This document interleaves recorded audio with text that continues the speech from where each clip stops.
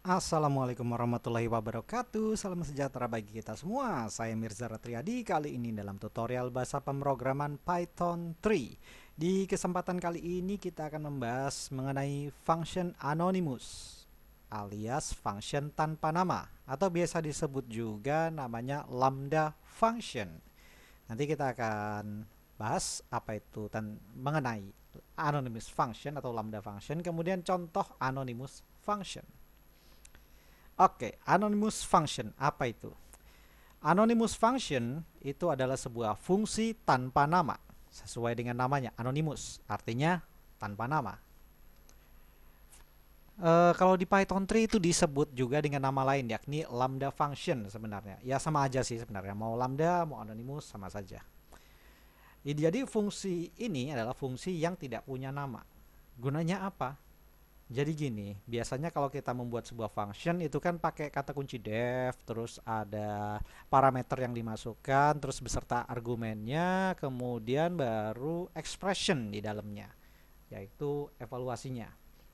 Kita praktek dulu. Langsung praktek saja, kita buat sebuah program baru, kasih nama anonim. Anonim aja.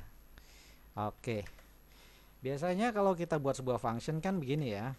Def misalnya ganda, misalnya gandakan.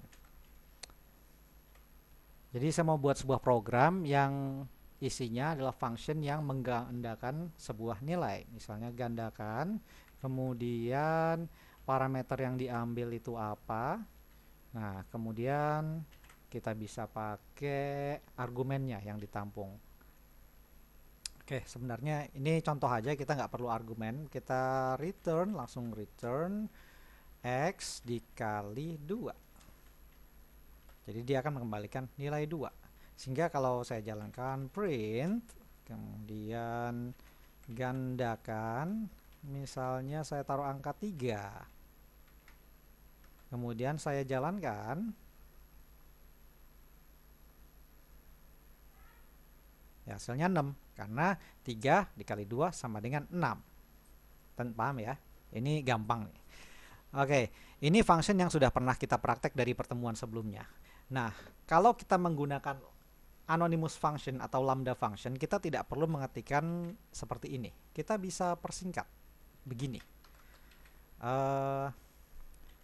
Lambda, ini kuncinya ya, tata bahasanya lambda. Lambda itu sebuah fungsi atau function tanpa nama. Lambda x titik 2 kemudian baru ekspresinya alias evaluasinya x kali 2. Jadi kalau dibaca ini sama aja dengan ini sebenarnya. Bedanya ini nggak pakai nama.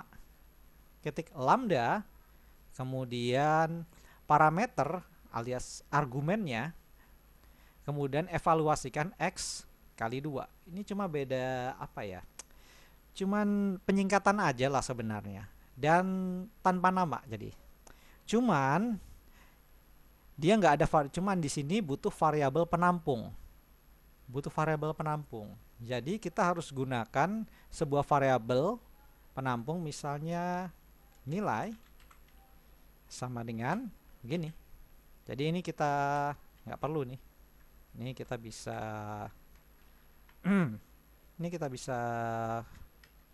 kita hapus dulu ya. Nah, kita hapus dulu. Nilai sama dengan lambda x titik 2. Jadi nilai sama dengan lambda x, ini adalah parameter atau argumen, kemudian diikuti dengan evaluasinya. Jadi cuma satu baris aja, kita nggak perlu bikin function yang lebih dari satu baris gitu. Dan untuk menjalankannya kita tinggal print, kemudian nilai dalam kurung misalnya 3. Nah kalau kita jalankan hasilnya tetap 6. Ya kita coba ganti deh, 4 deh. Kemudian kita jalankan, hasilnya 8 karena 4 kali 2 sama dengan 8. Sama nggak sih dengan function hasilnya dengan function yang biasa kita buat? Sama aja sih sebenarnya. Cuman ini penyingkatan aja, lambda. Menggunakan jadi keywordnya, kuncinya adalah menggunakan keyword lambda, dan harus ada nilai penampung jika fungsinya adalah fungsi yang mengembalikan nilai seperti ini. Gitu, paham ya? Paham dong? Silakan praktek ya. Kalau misalnya masih kurang paham, kalau Anda praktek pasti lebih paham. Oke, ada contoh lagi penggunaan lambda ini. Seperti apa sih selain seperti ini? Ada contohnya. Saya perkenalkan sebuah fungsi baru, namanya fungsi bawaan Python, namanya filter. Filter adalah sebuah fungsi di dalam Python yang bisa menjadikan list itu menjadi sebuah argumen atau sebuah input. Tidak cuma sebuah list, tapi function. Jadi fungsi utama dari function filter adalah menjadikan function dan list sebagai nilai masukan atau sebagai nilai argumen. Caranya gimana? Gini. Ini oke, saya hapus dulu. Oke, misalnya saya mau membuat sebuah program. Program ini yang akan menyaring sebuah deretan angka. Jadi dia hanya akan ngambil nilai bilangan genapnya aja. Jadi misalnya saya punya daftar ini. Daftar bilangan. Saya punya daftar bilangan, kemudian di dalamnya ada angka 2, terus 6, terus 23, ada 76, ada 50, ada, misalnya saya buat sembarangan aja deh. Oke, begini deh misalnya. Oke ya. Kemudian saya mau saring, saya membuat sebuah program untuk memfilter daftar bilangan ini supaya outputnya nanti bilangan genap aja gitu. Oke, jadi gini, intinya gini, ini daftar bilangan ini saya mau saya filter, mau saya saring supaya outputnya nanti cuma bilangan genapnya aja. Ya, aduh, saya kadang agak susah dalam menjelaskan sesuatu. Saya agak susah menyusun kalimatnya. Oke, saya yakin Anda paham ya. Intinya seperti itu. Oke, kita gunakan list. Kita gunakan perintah list. Kita jadikan list dulu. Kita convert dulu ke dalam list. Sebelum convert, kita gunakan lambda function dulu.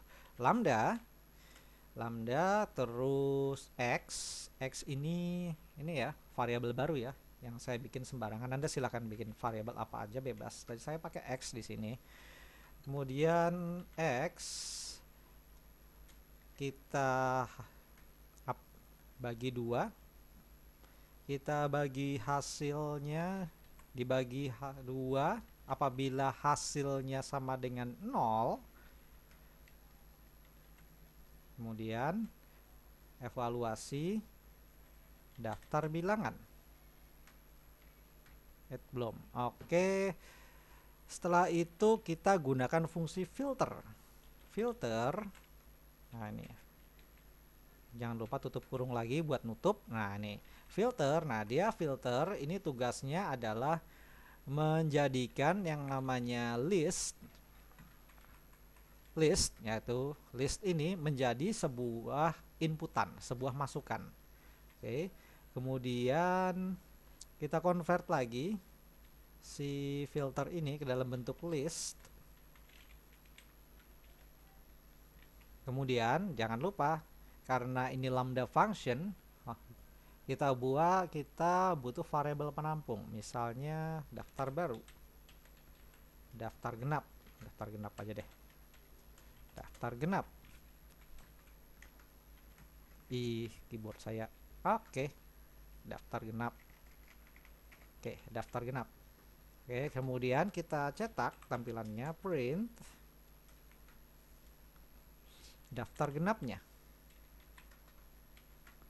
Nah, sehingga kalau kita jalankan hasilnya seperti apa, coba jalan nggak? Oke, hasilnya seperti ini, 2, 6, 7, 6, 50, dan 34. Jadi hasilnya adalah bilangan genap saja. Jadi kalau kita telusurin kodenya ya, jadi saya punya list daftar bilangan deret seperti ini. Kemudian Saya buat sebuah variabel penampung namanya daftar genap. Daftar genap. Kemudian dikonvert ke dalam list. Sebelum dikonvert, saya jalankan lambdanya dulu di sini. Lambda, ingat ya, yang namanya proses itu dimulai dalam kurungnya dulu. Dimulai ini dari lambda. Lambda function ini, function lambda, dia ada parameter x, argumen parameter x, dan ini adalah argumennya. Dia masuk ke dalam. Jika x ini habis dibagi 2 dan nilainya sama dengan 0 dari daftar bilangan ini, maka difilter. Difilter maksudnya supaya si daftar bilangan ini bisa jadi sebuah argumen, jadi sebuah masukan. Nah, kemudian dikonvert ke dalam bentuk list dan masuk ke dalam variabel daftar genap, sehingga waktu dicetak seperti ini. Coba kalau misalnya si filternya kita tiadakan ya, filternya kita hapus. Oke, coba jalan nggak programnya? Nggak jalan, error. Lihat, error type list expected at most 1 argumen. Jadi yang diharapkan cuma 1 argumen, tapi yang dikirim 2. Kenapa? Ya karena nggak difilter, makanya harus menggunakan function filter supaya bisa menampung si list ini gitu. Gimana, paham? Paham ya? Supaya lebih paham, Anda praktek. Terus Anda trace. Anda trace bagaimana jalannya program mulai dari atas sampai ke bawah gitu. Itu namanya analisa. Oke, intinya kalau mau menggunakan filter, sebenarnya filter itu begini. Filter, kemudian fungsi, rumusnya ini ya, kemudian listnya. Nah, ini contoh aja ya, ini saya, nah ini. Jadi rumusnya untuk menggunakan kata kunci filter, kalau Anda masih bingung, jadi menggunakan tuh gini, filter, terus dalam kurung ada fungsi yang mau dievaluasi, kemudian list. Contohnya gini, contohnya seperti ini fungsi filter. Nah, ini filter itu kan yang ini nih. Nah, ini terus fungsi itu yang ini lambda function. Nah, lambda functionnya terus lambda functionnya sampai sini. Nah, nih lambda functionnya, terus baru listnya itu adalah yang ini gitu. Jadi ini intinya rumusnya ya, biar supaya Anda lebih paham dan gak bingung. Oke, paham ya?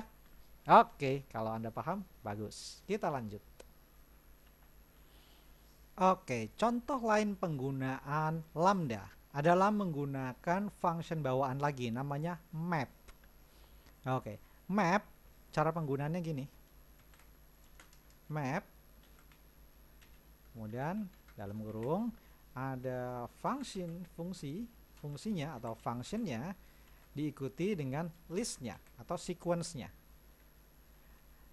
list yang mau diproses, mau dia tuples bisa list, pokoknya sequential, mau dia tuples, list, dictionary, tapi dalam hal ini list. Oke, fungsinya begini, contohnya gini, ini program saya mau modif nih, saya mau modif supaya program ini berfungsi sebagai menggandakan nilai. Bukan menggandakan duit ya. Itu kerjaan dukun, itu dukun nggak bener, menggandakan duit. Oke, jadi ceritanya gini, program ini saya mau modif jadi program yang fungsinya menggandakan nilai, sama kayak contoh function waktu pertama tadi ya, kita menggandakan nilai. Oke, caranya gini, daftar bilangan ini tetap daftar bilangan. Ini hasil penggandaan, saya ganti hasil penggandaan. Ini mirip, cuman kita ganti di sini functionnya kita pakai map, bukan filter. Filternya kita ganti map. Nah, ini map. Kemudian di dalamnya sini evaluasinya lambdanya bener x, cuman ya caranya ya ini, cuman Di sini kita ganti expressionnya, X dikali 2. Nah, kemudian baru daftar bilangan. Jadi daftar bilangan ini isinya nih 2, 6, 23 masing-masing daftarnya ini akan dikalikan 2. Dikalikan 2 ya, X ini akan berisi masing-masing daftar bilangan yang ada di list ini dikalikan 2 dan hasilnya dikonvert ke dalam bentuk list dan masuk ke hasil sini, ke hasil variabel hasil penggandaan. Kita cetak di sini hasil penggandaan. Oke, kita jalankan hasilnya seperti apa. Nah, seperti ini. 2 kali 2 berapa? 4 kan? 6 kali 2, 12. 23 kali 2, 46 dan seterusnya. Sehingga masing-masing nilai yang ada dalam list ini digandakan. Kalau kita lihat rumusnya di sini, map, fungsi, list. Ini sama aja, mirip sama yang tadi. Jadi si map ini ya ini, sebelah sini. Nah, sedangkan fungsi, nah ini fungsinya itu ini fungsi lambda ini. Nah, sampai sini. Nah, ini masuk ke sini fungsinya, kemudian listnya itu ya ini. Nah, ini si daftar bilangan. Nah, ini listnya yang ini. Ini rumusnya dan ini prakteknya. Gitu, gampang ya? Pasti gampang. Kalau Anda pahami rumus yang sebelumnya yang mengenai filter, pasti Anda nggak akan sulit memahami yang ini. Intinya sih mirip ya antara map dan filter tadi, sama aja sih sebenarnya. Sama-sama buat mengevaluasi, sama-sama untuk menjadikan sebuah sekuensial seperti list, tuple, seperti list dan dictionary itu untuk dijadikan sebuah argumen buat nanti diproses ke dalam ekspresinya yang di sini. Jadi intinya perbedaan antara function filter dan function map ya masing-masing apa ya, sebenarnya mirip, sama-sama dia persamaannya tuh sama-sama bisa menjadikan yang namanya function dan list itu menjadi sebuah argumen. Namun perbedaan yang signifikan sesuai dengan namanya masing-masing. Kalau filter kan untuk memisah-misahkan gitu ya. Kayak tadi kan pisah-pisahin antara bilangan ganjil dan genap. Nah, kalau map ini, function map ini kayak mencomot satu-satu, kemudian masing-masing dievaluasi, dikalkulasikan. Kayak ini, 2 dikali 2, 6 dikali 2, 23 dikali 2. Yaitu fungsi dari map, intinya nyomot satu-satu sih, nyomot satu-satu supaya masing-masing itu dievaluasi di dalam ekspresi. Oke, paham? Pasti paham. Mau lebih paham? Silakan Anda praktek dulu. Oke? Oke, berarti di pertemuan kali ini mana pen saya? Di pertemuan kali ini kita sudah membahas yang namanya anonymous function. Tadi kita sudah bahas mengenai apa itu anonymous function atau lambda function. Kemudian contoh anonymous function beserta kedua fungsi tadi, fungsi filter dan fungsi map. Oke, kalau begitu dari saya kali ini cukup sekian. Mohon maaf apabila ada kekurangan. Semoga penjelasan saya dapat berguna. Oh ya, jangan lupa subscribe kalau berkenan. Sampai jumpa di lain kesempatan dan wassalamualaikum.